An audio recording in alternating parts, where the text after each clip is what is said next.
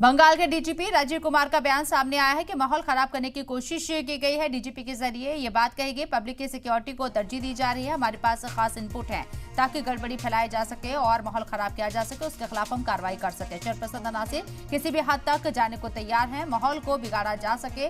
हम इस चीज को लेकर एक्टिव हैं ताकि जो माहौल बिगाड़े उसके खिलाफ हम एक्शन ले सके और उन लोगों की पहचान कर रहे हैं ताकि कानूनी कार्रवाई की जा सके। लोगों की सिक्योरिटी हमारे लिए सबसे ऊपर है और इसे समझौता नहीं किया जा सकता है। हम हर मुमकिन कदम उठाएंगे।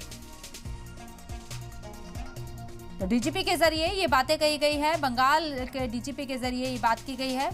मगरबी बंगाल से राजीव कुमार ने इन तमाम बातों का अंदेशा जाहिर किया है कि माहौल खराब करने की कोशिश की जा रही है, लेकिन हम पूरी तरीके से तैयार हैं। Specific intel that conspiracies and plans are underway to create chaos and instability, and there will be miscreants who will stoop to any level to create chaos, disturbance, and unlawfulness. We are alert to that. We are vigilant.